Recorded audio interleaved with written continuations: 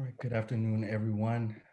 We would like to welcome you to our Fall 2020 Higher and Post-Secondary Education Applied Project poster session.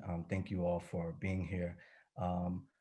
First, we'd like to, of course, welcome our presenters and our graduate students who will be sharing with you all shortly about some of the work that they've done over the last 15 weeks, although in many cases for many of our students, this represents a longer engagement with the topic, whether it's through their own professional careers or through practicum experiences. But what this culminating project will give you an opportunity to do is to learn a little bit more about the things that they've been able to research and gather data on and share findings related to critical and timely issues within higher and post-secondary education context. I should have started by saying my name is Kia McGuire. I'm an associate professor in the higher and post-secondary education program. My gender pronouns are he, him, and his. Um, and I would also like to acknowledge the ancestral homelands of the Acme, Atham, and Peepash peoples' lands, which we all are working from and learning on. And so I would like to start by simply sharing a little bit about the program and more importantly, where this project fits within that within students' learning experiences. And then I'll turn it over to my colleague, Dr. McIntyre, who will share a little bit more about the floor of the events for today. Again, our higher and post-secondary education program is an opportunity and a learning experience that's really geared to prepare professionals to work in a variety of contexts on college and university campuses. One of the things that has become a core identity of our program has been the process by which we help and work alongside students as they learn ways to gather data, analyze data, all in the service of improving higher education practice and policy wherever they may be located. And so this applied inquiry or applied project, that poster session that you see here today is a culmination of a 15-week exercise or experience. During the first 7.5 weeks, our students have an opportunity to design a project. Of course, these projects are oftentimes very ambitious, and over our 15 weeks, we are able to pare it down into something that is not only manageable, but that will be impactful with the data that they're able to gather. And then in this session B of the semester, students are able to carry out their research project. And we'll get a little bit towards this at the end of the session today when we give some thank yous, but you should know this represents not only the work of our students and the faculty who are in the classroom, but also a number of mentors who sign up to work with students along and help give feedback on their projects as they're being designed and carried out. So we look forward to you all engaging with our students today, asking them questions, learning about their research, and hopefully having a very invigorating conversation. So at this point, I'll turn it over to Dr. McIntyre, who will say a little bit more about how the rest of the afternoon will be spent. Thank you. Hi there. My name is Lisa McIntyre. I am an executive director in the University Provost Office at ASU and teach in the Master in Higher Ed program. The applied project is one of my favorite classes because, as Dr. McGuire said, this is about the topics that the students are most interested in. And so I always learn a lot about topics that I maybe don't get exposure to on a regular basis. So I hope all our guests have that same experience. Our students will be presenting in small breakout rooms of 3 to 4 folks.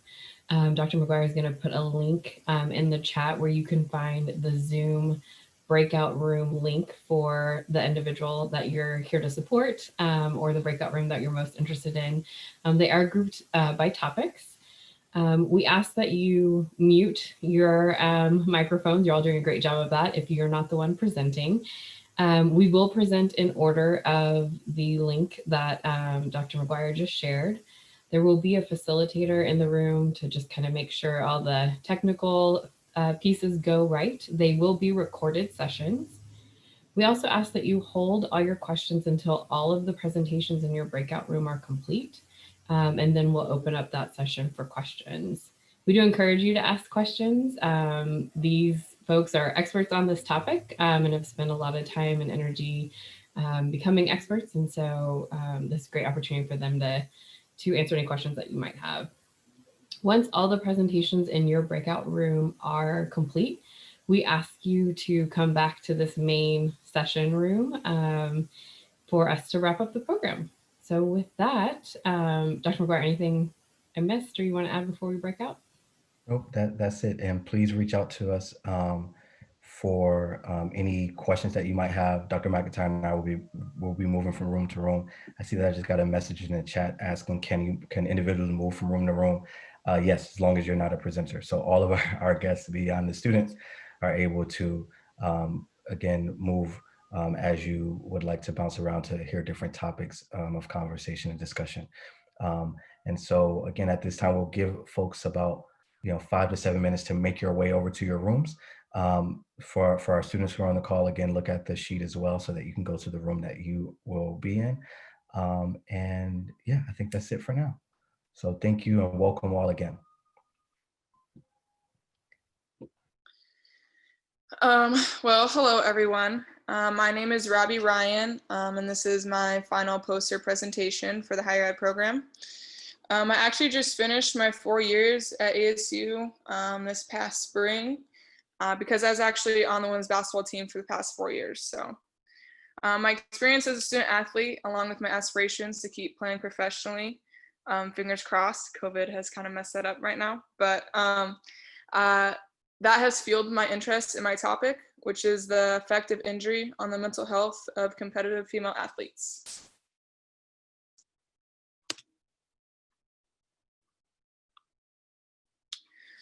So the research problem of the study revolves around the mental health of athletes, specifically women. I've always been interested in this topic from my own personal experience. I've had more than my fair share of injuries throughout the years, and then also always being surrounded by other athletes. Because when you spend day in and day out with about 12 to 15 other girls, you get to know each other pretty well and their highs and lows. So on top of that, research of this topic has also fueled my interest. As you can see from this slide, there's been previous literature that has investigated the relationship between sports and athletes and mental health, such as the culture of toughness and the stigma that still surrounds mental health. So I want to keep investigating that.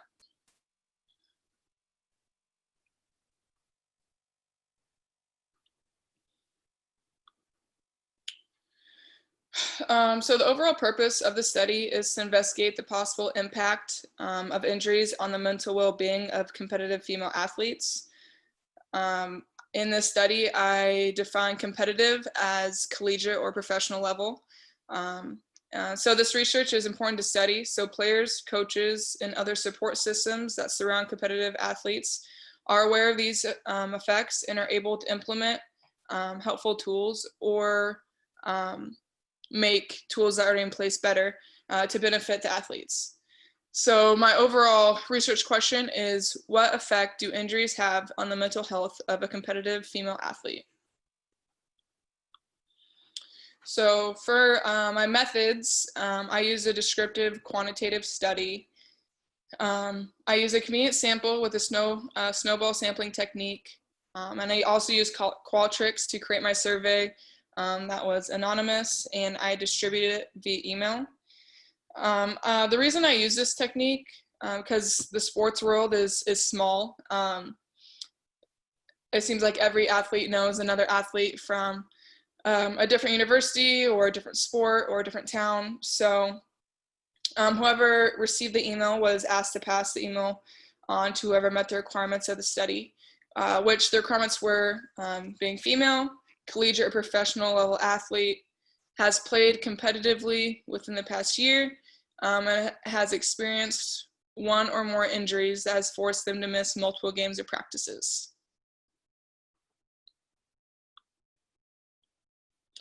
So I had 3 major groups of participants in my study, and they consisted of ASU women's basketball players, lacrosse players, and then along with other professional basketball players, either WNBA or overseas.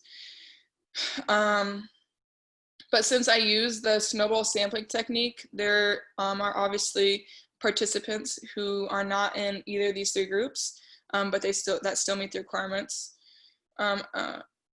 So I had 25 total responses, 14 from basketball players, 11 from lacrosse.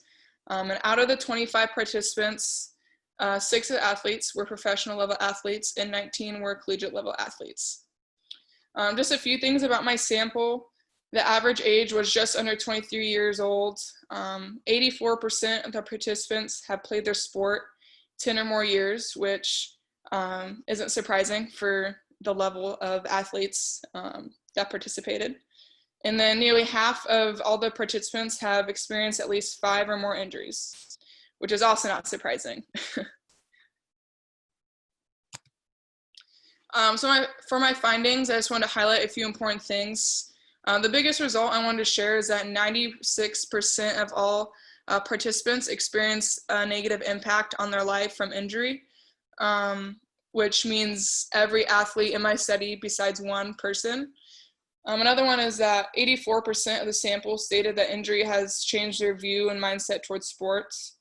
And then also in my study, or my survey, I asked about different coping strategies across different stressors, such as feelings of depression, anxiety, and stress.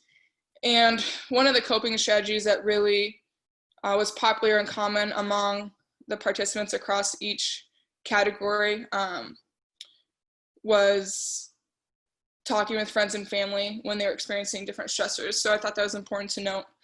And then lastly, I wanted to see from the athlete's perspective if they thought they received adequate support while they were injured. And actually the majority of the participants thought they received this adequate support from coaches, teammates, and support staff, which would include like athletic trainers and weight trainers, managers, people like that. More important findings. So in my survey, participants use this scale, as you see to the left, to rate how often certain feelings occurred while they're injured versus not injured.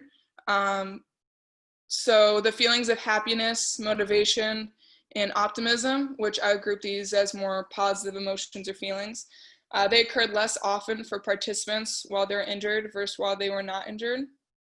And then feelings of anxiousness, which I would classify as more of a negative emotion or feeling, they occurred more often for participants while they're injured versus while they were not injured.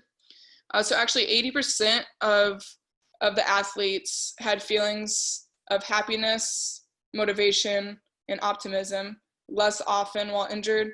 And then nearly half of the participants had feelings of anxiousness more often while they're injured. So in the bar graph, you see the gray is the athlete's responses while not injured, the average response of all the athletes, and then the yellow is while they were injured. So happiness took a definite decrease from when an athlete was injured to, or not injured to injured. So the average rate of happiness was most of the time for athletes while they were not injured, and it dropped down to below about half the time when they were injured. Same with motivation and optimism. And then as you can see with anxiety, it increased from below half the time to above half the time.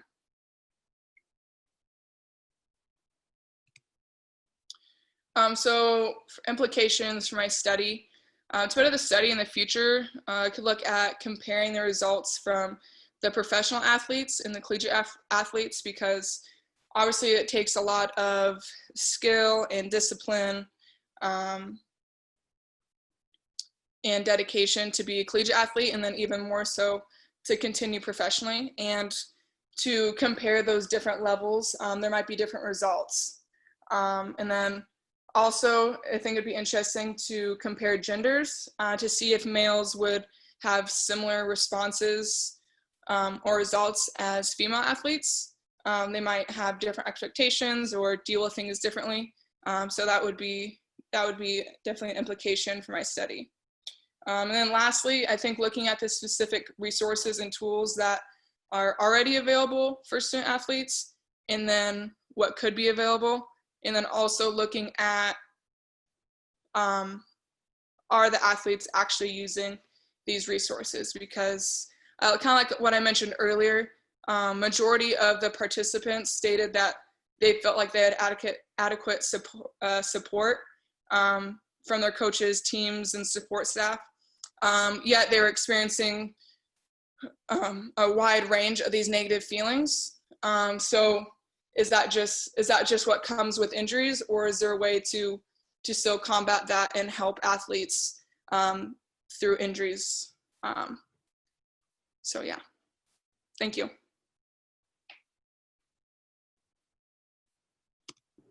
Thank you so much. So thank you for that, Jordan. So I have to say, this is my first time participating in a virtual poster session, and that felt like a whirlwind, but in a good way. So thank you all for your presentations. Both Dr. McIntyre and I had an opportunity to hop around from room to room. I'm actually going to stop talking and turn over to Dr. McIntyre, and I'll say a little bit more to close us out at the end.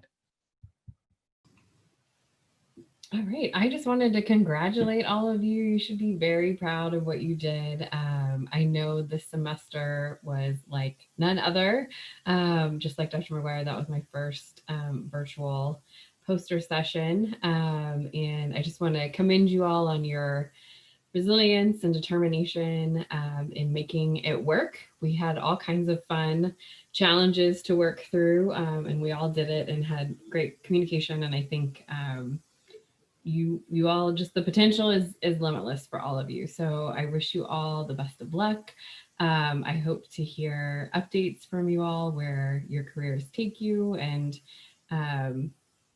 always here as a resource for you all. So I see all the applause and celebrations going up. It might be a bit much to unmute and do a round of applause, but want to thank all the guests, family members who were able to join us today.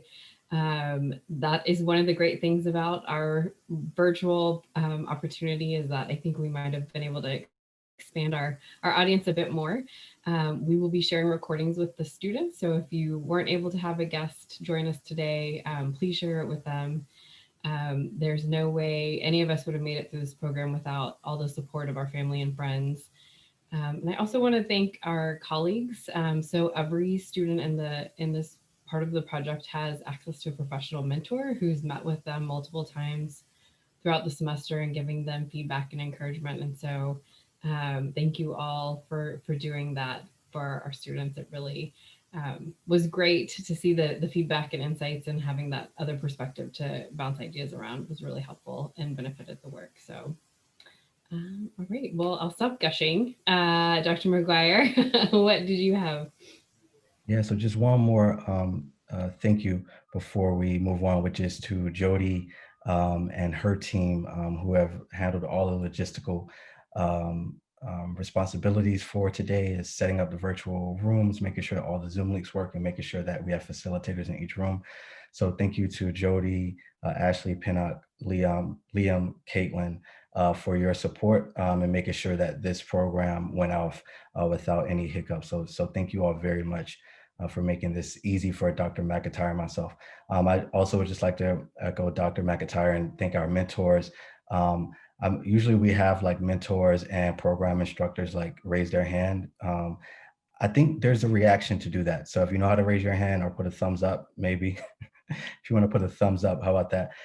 So that we can acknowledge all of our mentors and program faculty who teach and work alongside our students throughout the program. Your support is sincerely and deeply appreciated. As you all know, I think one of the biggest strengths of our program is that we have meaningful and long-lasting relationships with individuals who are educators and scholars working both at ASU, but also across the Valley, and sometimes as well as in other states. And so we appreciate the support that you provide and the mentorship and the learning that you, or the way that you help to expand the learning of our students in our program. So thank you very much for that. And most importantly, I want to say congratulations and thank you to our students. Um, I'm sure it cannot go overstated, I think, how unique this semester has been. And you all continue to approach the project and your capstone experience with enthusiasm, with a level of dedication, a level of flexibility and creativity that I think I was just excited to see, and gave me also energy as I entered and worked with you all over the last 7.5 weeks.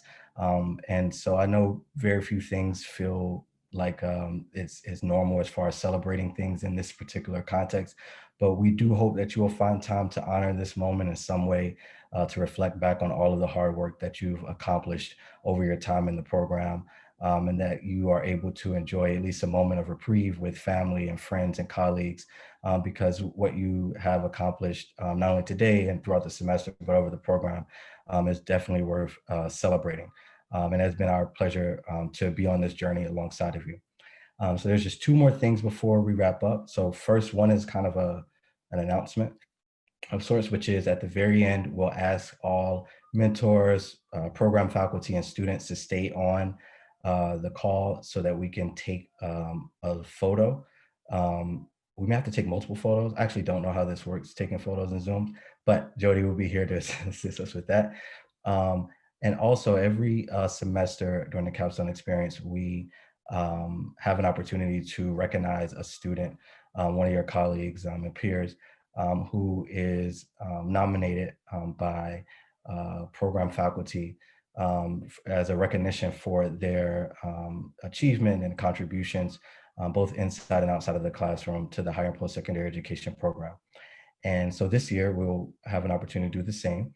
And what I'm going to do is just share very briefly what one nominator said about this particular student before I announce who the student is. And again, we and Lindsay, Dr. Dipple, who is on the call, normally does this part and does it much more eloquently than I do as I fumble through this process. But it's really an opportunity for us to recognize a peer who has made significant contributions, who has also impressed upon faculty with their dedication, not simply in this course, but throughout the program, and is therefore worthy of the nomination. We usually will hand you a piece of paper or a certificate of an award framed. We will have to connect after this in order to pass that along to you. But one nominator said about this student, that this student is extremely engaged. They also demonstrate a high level of intellectual curiosity, and they also not only work well with students, but embrace collaboration, and that this student in particular deserves recognition for their outstanding contributions that they made to the learning environment within and across classrooms. And so without further ado, that student is Dakota Weber. So let's give Dakota a round of applause. And also, Dakota, congratulations. I know you didn't know this was happening. You and I can connect after to make sure that you get your certificate and award. But again, congratulations, and for an award that's well deserved. Okay. Yes, you're welcome. You're welcome. All right. So we're going to stop there. Again, thank you for everyone who came and visited with us. We'll ask for the students and program faculty and mentors to stay on so that we can get one picture, and we will share that out with everyone as well.